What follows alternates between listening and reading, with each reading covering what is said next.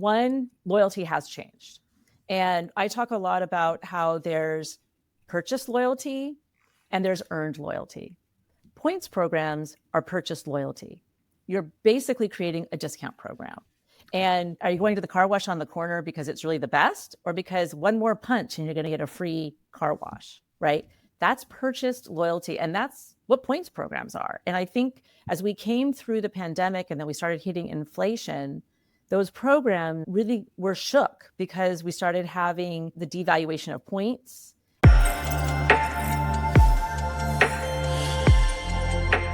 All right, Gen Z season 3. We are really focusing this season on the brands that are building in primarily crypto. We're still doing a little bit in emerging technology. And actually our next guest, we talk a lot about sort of the crypto space and the adjacencies.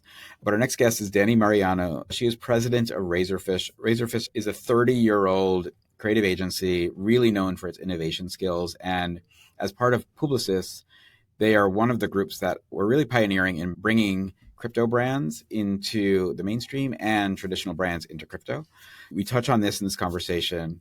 I really recommend listening, or if you need to, fast forward to our final 10 minutes if you're short on time, when Dani goes into the trends around Gen Alpha, which is really digitally native, socially native, game native, AR native, all of that audience that is coming online now and are influencing purchasing behaviors. I think anyone building a brand right now should be hyper-focused on that segment. And Dani really goes into it with some detail and says there's some research that you could download on the Razorfish site, which I'm going to go to right after this. So with that, after the break, we'll come back with my conversation with Dani Mariano. Want market-moving insights at your fingertips? Download the CoinDesk app for news, prices, videos, and events on the go. Hey there, we are here with Dani Mariano. Dani is president of Razorfish. When I was getting started in the marketing world in the late 90s, just dating myself, the digital marketing world specifically, we were part of the Omnicom group, which I think maybe Razorfish back then was involved with. Again, we're going back a long time. A long time.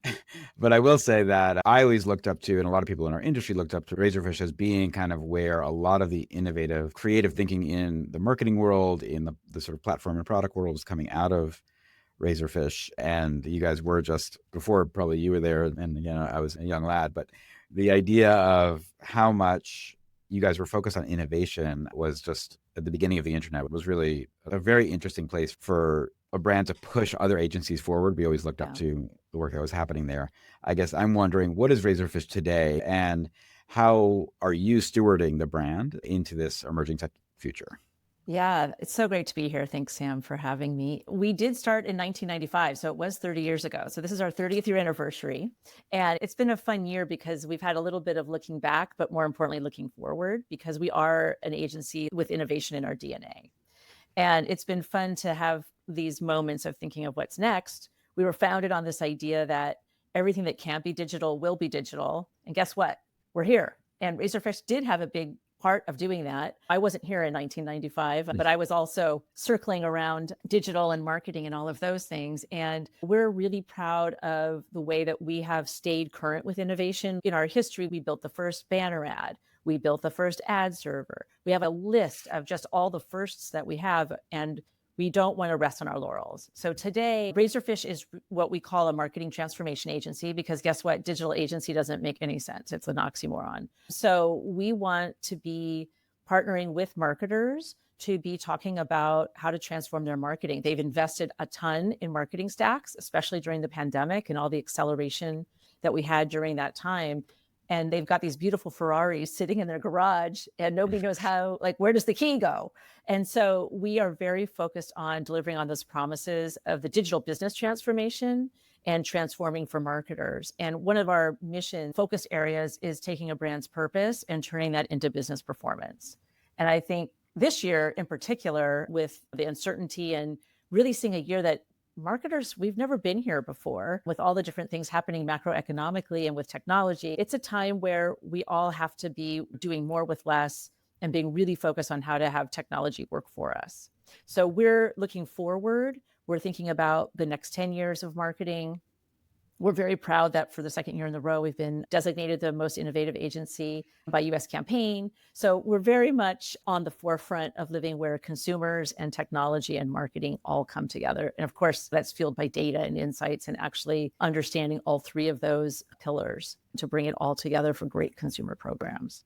I love that. Thank you for the background on Sure. it. I guess I'm interested in, we've spent 100 plus episodes talking with everyone from agencies to brands to builders and entrepreneurs to artists. I still sort of wonder if every mainstream brand is understanding why they should care about emerging technologies. And we look at AI, crypto, blockchain, game worlds, and augmented reality and VR and all of that kind of stuff. And I think sometimes they're like, of course, well, AI is a great production suite.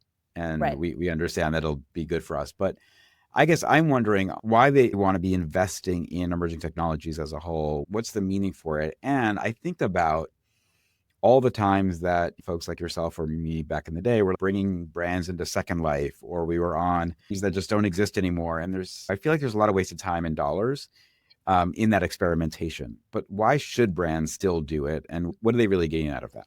Yeah, I love this question. And I tell this horrible story when I was working in brand management, so very traditional career. And I sat down next to the CEO of one of the world's largest CPG firms at lunch just by happenstance. And I said, "Hey, what do you think about this internet?" And he said, "It's a fad. It's not going to last." I think that's a cautionary tale if we don't pay attention to emerging technology. If that had really been the long held belief that it was just a fad, brands would have really been in trouble. For us, you don't know which one is going to hit. I can remember the day, and I'm going to date myself, when I got a Facebook account, even though I wasn't in college. And we were like, what is this thing? And what is happening? And we started playing around with it. Who knew back then that Facebook would be what it is today? So some of this is a little bit of experimentation of you have to be aware of what's going on because you don't know what's going to hit next. And I see the same thing with TikTok was not on a lot of people's radars. And then the pandemic hits. And the brands that had been tinkering and exploring and testing understood the platform and the format and how to really create content that resonated when it took off. You don't know what's going to cause it to take off. And for our clients, part of our role as an agency is to be the forefront of that experimentation of understanding everything that's going on and tracking it so that we can advise our clients when it is time to get involved and when it's time to take a watch and see perspective. And we have some customers and clients that want to push the envelope. They want to be the first, like Samsung wanted to be the first to do a huge Web3 innovative experience. And we did a whole 837X in Decentraland, which at the time was the biggest Web3 native experience that had ever been created. We have clients like that want to push the envelope and want to be innovative and want to be first. So some of those experiments have great success short term, some of them have great success long term, but those experiments are what build the body of knowledge of what's working and what's not working and where we will see consumers go. And so part of it is tracking the trends of where people are, what are the behaviors that they're interested in, and then being in those right spots as a technology. And I think the speed is just going faster. It's not lopping along. The innovation cycles are so fast. And I think, AI is a great topic because we do have a lot of clients that want to talk about AI. And you're right. They lean into the production suite and production efficiencies. And there are definitely things to be gained there. We try to focus more on the ability to go get faster to market because the tools do help you move a lot faster. And I think in this day and age, we're seeing the cycles are so fast. But we also see that they help us with personalization. And I think that's going to be an interesting thing for brands to watch is where in advertising, we talk about diminishing returns. Where does that point come with personalization? When does it not matter and when does it matter? And I think that'll be one to watch and something that we're experimenting with now. And my advice to brands is you've got to be paying attention. You have to understand where consumers are and what the emerging technology is, but it's also a great place for your agency partners to really be providing that thought leadership because we're looking at it across the whole industry and many, many, many brands and understanding what's going on. What I'm sort of hearing is, and again, correct me if I'm wrong, but what I'm sort of hearing is if you are building a brand today, you can't afford not to be testing and not to be trying, also being actively measuring what works for you. We came through an era for a bunch of years, it felt like, where everyone was so focused on performance marketing like Google just released their earnings up 12% this year, right? There's still a great way if you are just trying to build a DTC brand and you want to figure out your A/B testing and go down your funnels, you can do that stuff really well. But I think we've sort of begun to return a little bit more to creative thinking because of social, right? We know that people who align to us creatively will then share work on social. And I kind of feel like, how could you not be playing in these platforms if you're an innovative brand? And there's something that is fascinating to me about how the agency itself is one that usually is one that acquires amazing talent. And those could be amazing coders, they could be creative directors, copywriters, strategists, whatever it may be, who are very interested in the idea that I don't just want to work on one brand forever. I love that I get to do all of this different stuff. And that's really why the agency matters, and that we want to be best of breed in it. I could imagine running an agency like you do, a large one, the idea of, hey, let's use crypto and blockchain as an example, right? 2021, 22, you might have been said, I need a team and let's build and let's hire all these people who know how to do this thing. You might look now and say, not that it's going away, but it's changed. Am I going to redeploy those people or do I have to fire people? But I think you're probably having to do that 25 times a month if you're like wanted to chase everything. So how do you select where to put your investment when it comes to these platforms? It's a great question. And it is a tough question that we do grapple with, of having the right talent. We're fortunate that we're a large organization within a large holding company. And so with that comes a lot of flexibility on how we can select teams and hire talent that are interested in innovation. And so when we think about how do we tackle things from creators on different social channels to how do we use AI to help our teams do better creative work, to how are we thinking about blockchain and what could be coming next around the corner, the way that we've solved that problem is by thinking about innovation squads.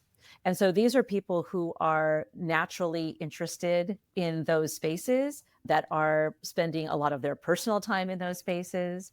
And as a result, what we've been able to do is create teams that have time built into their day specifically for innovation. They have that natural interest, but they also work on client work. And so that allows them to bring that excitement and passion back into clients that are innovative and want to be on the forefront of those conversations. And as a result of that, we have an innovation team that ultimately turns into what we call the Creator Collab. So what we found as we were thinking about creators and how do we make content for social platforms, we end up with identifying within our organization 25 or 30 creators who actually are creators in their off hours. Well, what if we could bring that creative talent into our offering and leverage their expertise? They've developed this amazing expertise for developing creative. And guess what? Because they work at an agency, they know how to stay on brief. And it creates a very interesting kind of creator for our brands that need to be brand safe, that want to be a step up in fidelity from an influencer, but don't need a full brand polished campaign.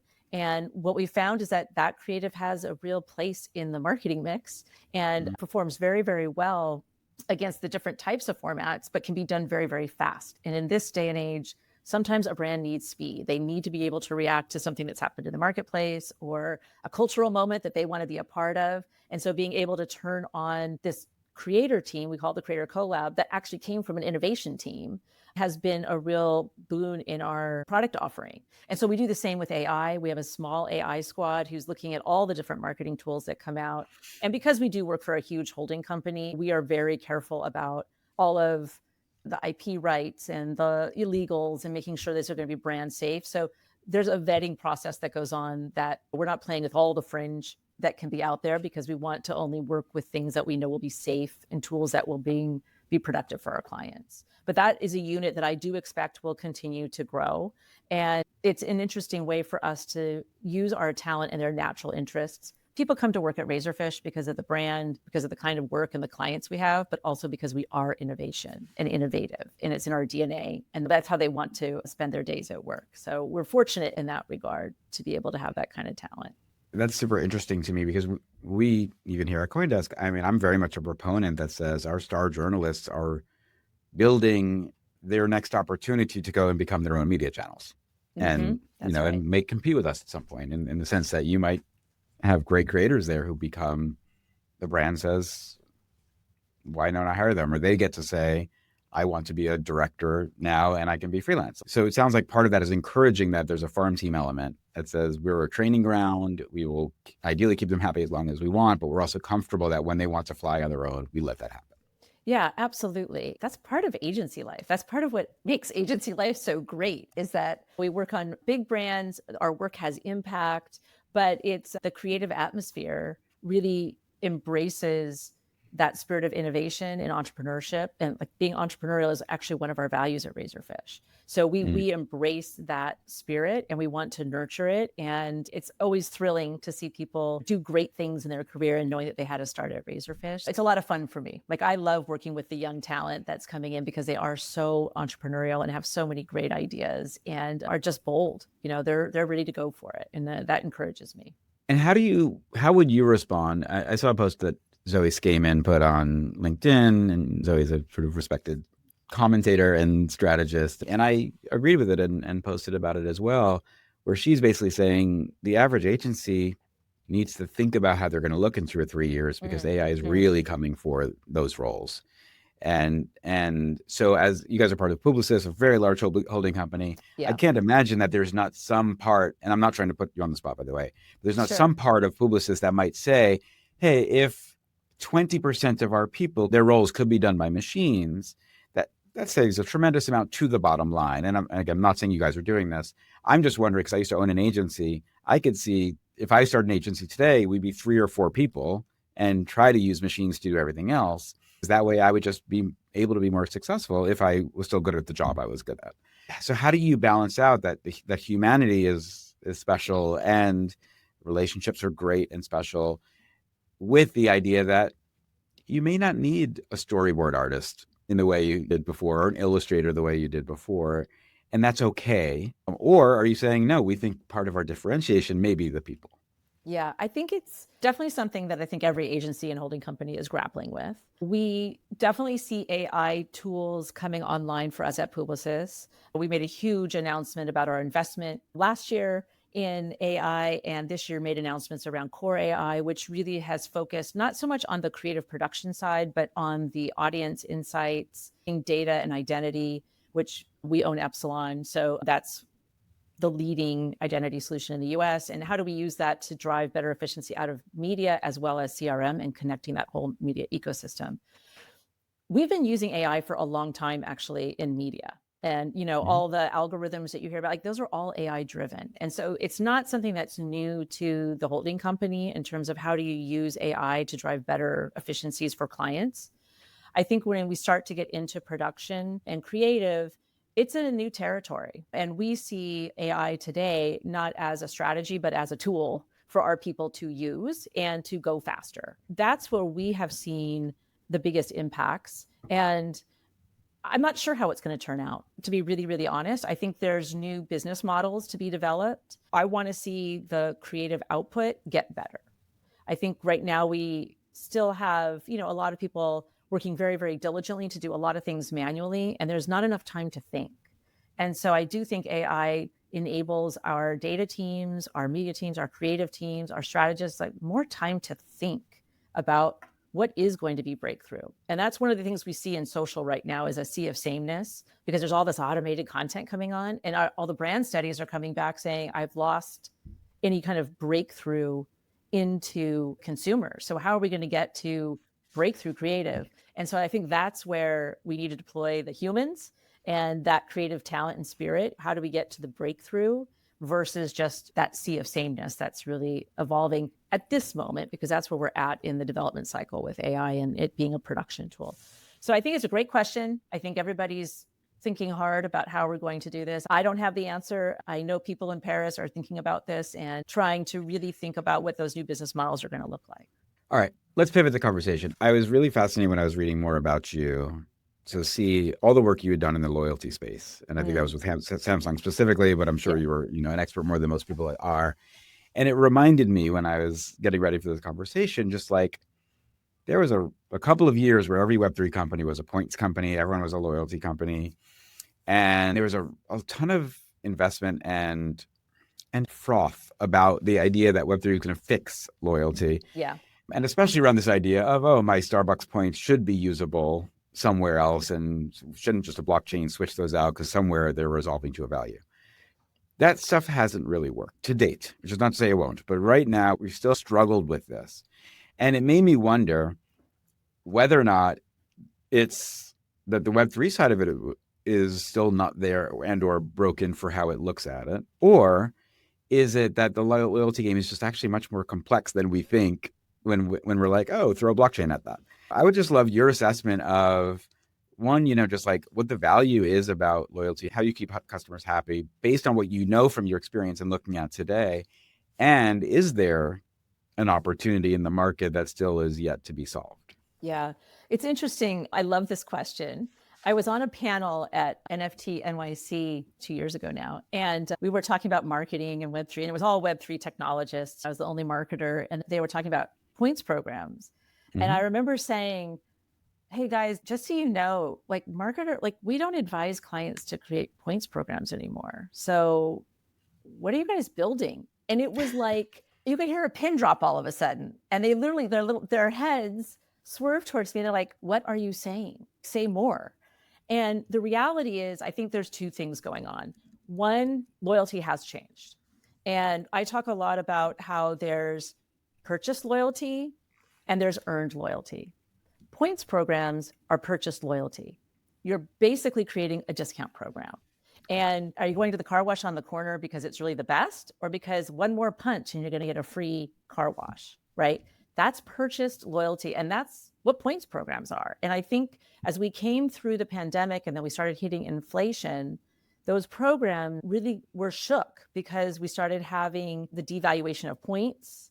We started having, now I can't get that coffee, that last coffee I normally get in the month, and I can't afford it because the points just came down in their valuation. We see the airlines turning from, they used to have a couple dimensions on how you qualified. Now it's just, I'm a person who flies a lot, so I know a lot about this.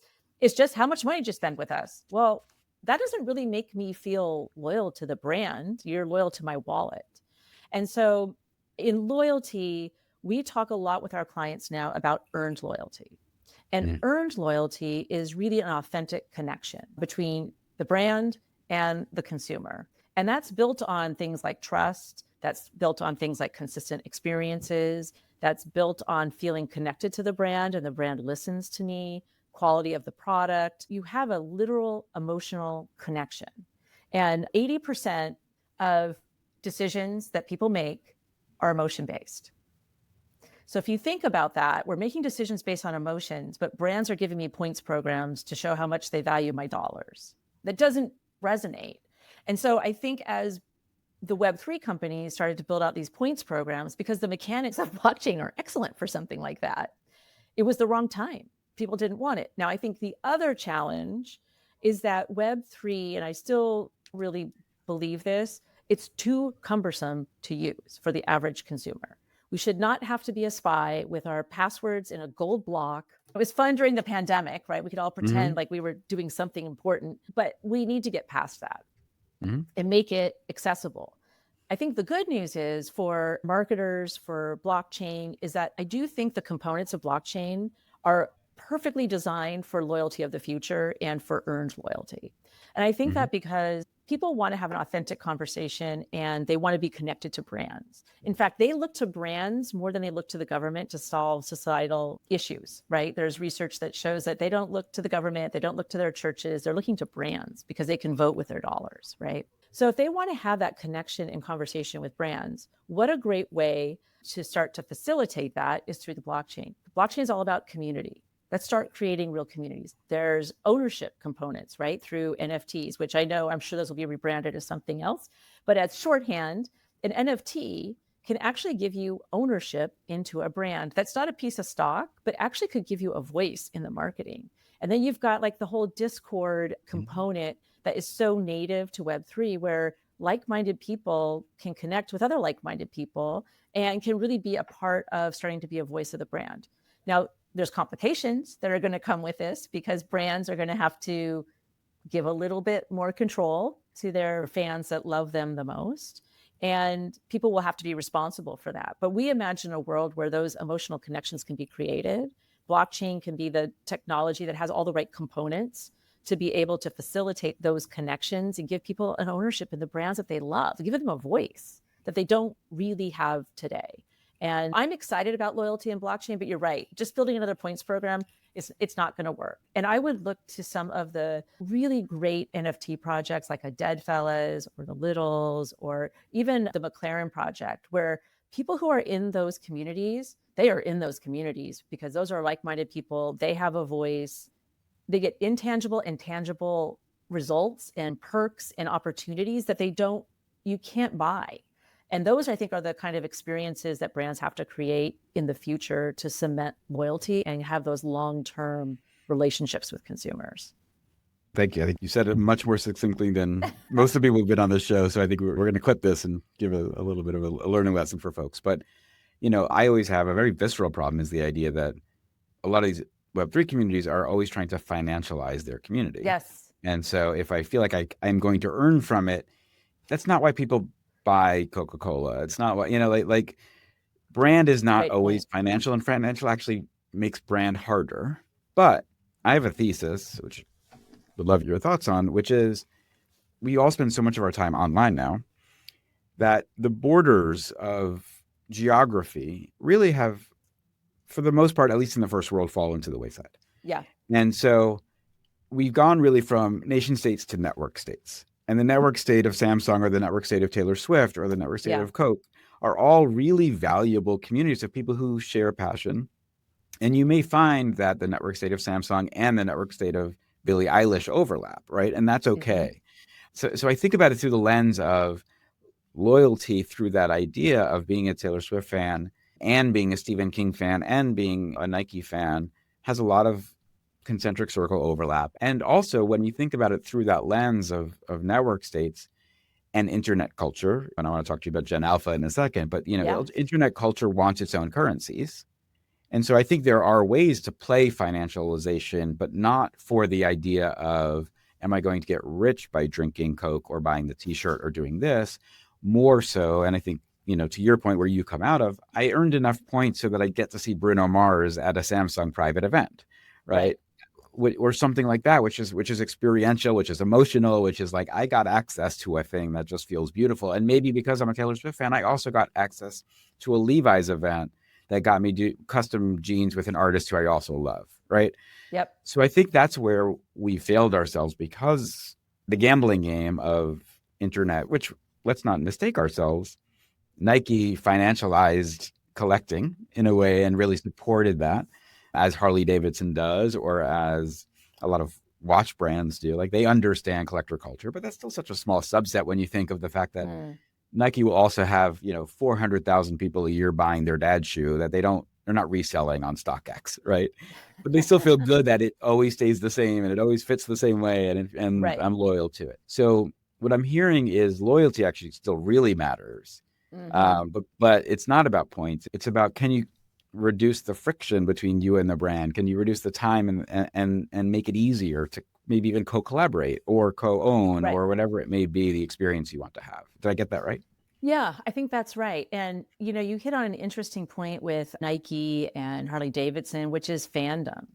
And, I've been talking to a couple of people in the sports world, and they say that and their research proves this out, that the biggest misunderstanding around fandom is that, especially in sports, is that it's about entertainment, but fandom is actually about connection.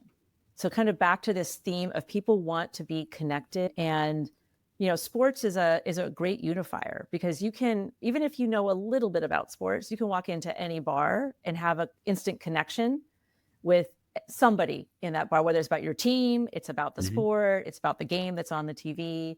And those connections begin very early in childhood in sports. It starts with mom or dad inviting their kid to sit and watch the game and being taught, and then going to a game and all of the rituals around it. And so for fandom, as well as for influencers, there's a couple things that are really important. One of them is around togetherness, so the connection. Another one is about belonging and feeling like you belong to a tribe, but then also rituals that TV shows are on at the same time, games are on the same days, the same time slots. So those are interesting things that I'm thinking about. How do you take fandom and bring that into loyalty and think about the psychology behind it? And it's not just about the product or feeling connected to the brand, but how do you then get into that community aspect of togetherness and belonging and identifying as somebody who's like, I wear Nike shoes, I ride a Harley Davidson. That says something about those individuals, and they are instantly in a tribe around that. So I think you're on to something, and I love the idea of like deepening it around what that connection is. It's not, I think, Web3 and NFTs, it got so crazy with the financialization. And it kind of, to me, it's like a little bit missed the point. Like that to me should have been a moment in time. And that shouldn't be carried forward as we go. I think there's a lot more important things to do around data privacy, around people owning their own data, living in a cookieless future where your wallet now becomes your identity. I think those things are much more important and have bigger ramifications for how we operate in the marketing world and as humans on the planet, that are going to be more interesting and have longer lasting effects. And I want you to just, we have to wrap up time wise. I want you Sure. for my final question. I want you to go even one level deeper, because I know you have been studying Gen Alpha and really how they are different from the Gen X and the millennials, et cetera.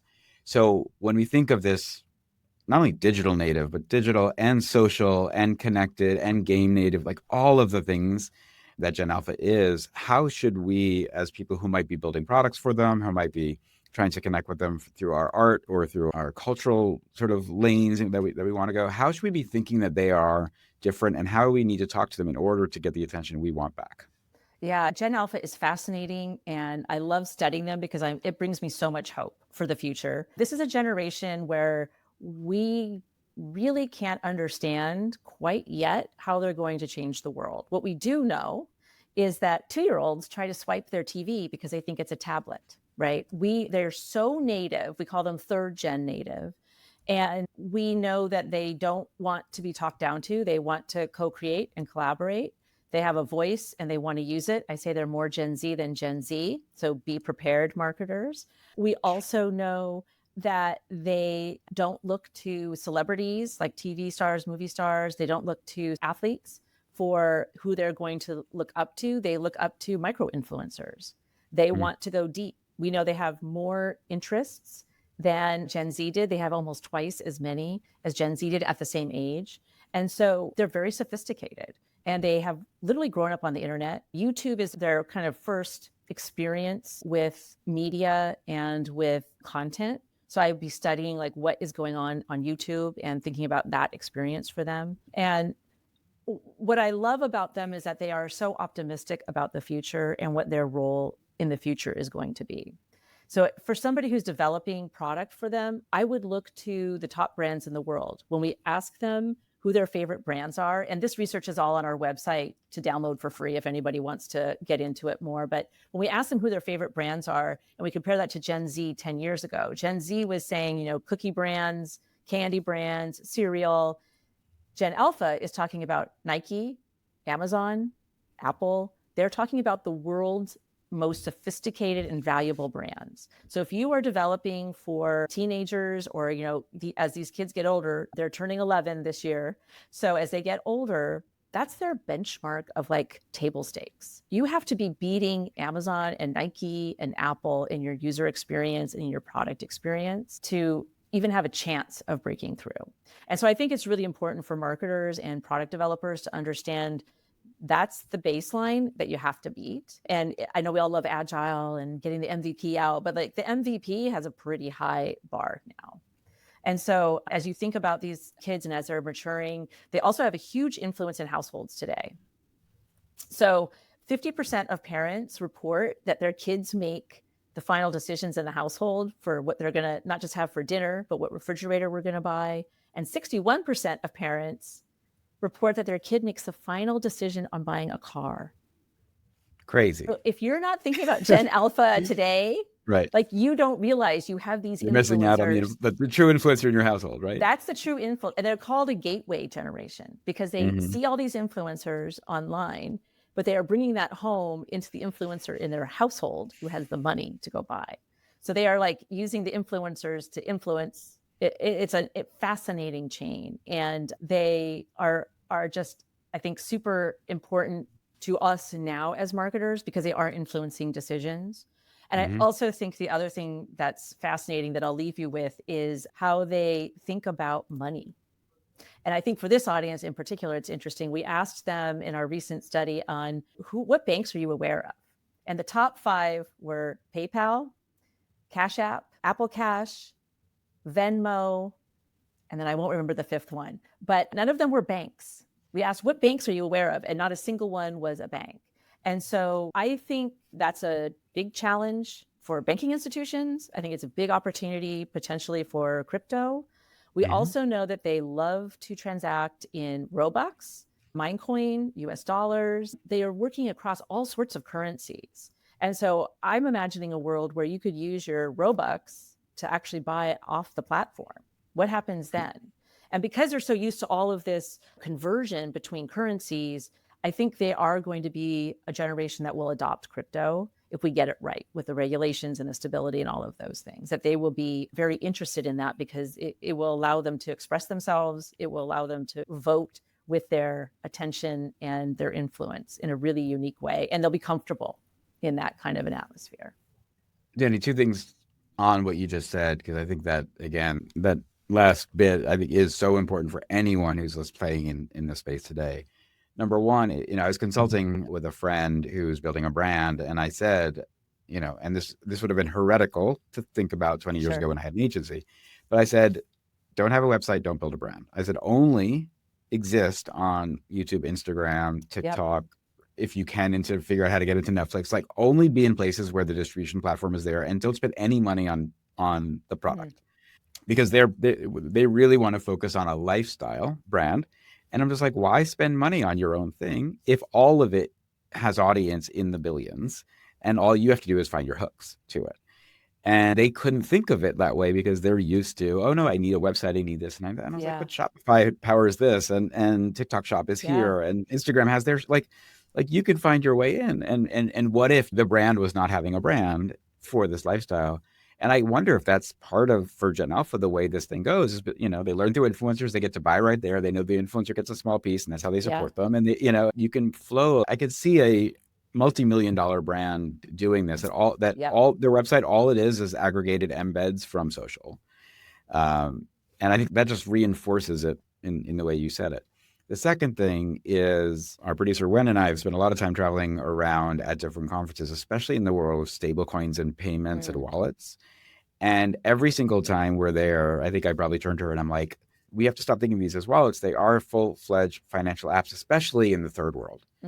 You look at Venmo, or you look at I think it was Tia, I'm trying to remember, there's one in India that has 10 million customers. They look the same. One of them just happens to be on the back end going to a USDC stablecoin, and the other one is going to your bank.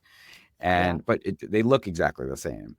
And that, it really opened my eyes that the financial app on your phone is the bank. And again, you just reinforce that completely. I grew up with a Chase or Chemical Bank around the corner, and it was a place to go and see the friendly person behind the counter who was giving me money. Great, But now we don't need any of it. And just reinforcing what you were saying is, because I've been also talking to everyone I can, I'm like, brands should be playing in stable coins right now because of what you're saying. Cross-border, if Robux at some point says this is 3 cents on a blockchain and I have 10,000 of them, and I can just convert it at a very low fee for this, which could be your Fortnite point at the same, and I want to buy a t-shirt with it. Why not, if it all resolves to something, going back to your loyalty roots? I just think there's something in all of that stuff that you just unlocked. So I really appreciate you bringing that. Oh, it's exciting to see what could come. And it's interesting when you start to put all of it together, and then we don't even know still what's coming, right? With the pace of AI and consumer behavior, I think we're in for a really interesting ride in the marketing world. Yeah. We're not going to get into agentic payments to each other, because I could also spend half an hour on that. But Dani Mariano from Razorfish, president of, thank you for joining us today. This was so exciting. I hope to continue somehow chatting with you about this. And I'm a big fan of you and a lot of the folks in the Publicis team, who are one of the agencies that I think are the holding companies that have committed most to the emerging technology, especially blockchain. So just like hats off to the team there for continuing to learn and develop. So I really appreciate that. Yeah, well, thanks for having me, Sam. It's been a great conversation. We really appreciate the support we get from you and from CoinDesk. All right, Dani, we'll talk to you soon. Take care.